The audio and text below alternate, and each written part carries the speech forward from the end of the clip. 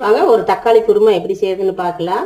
தாளிக்கிறதுக்கு ஆரம்பிக்கலாம். First oil சேர்த்துக்கலாம். ஸ்டார் பூ 1 சேர்த்துக்கலாம். பிரிஞ்சி இலை 2 கட் பண்ணி சேர்த்துக்கலாம்.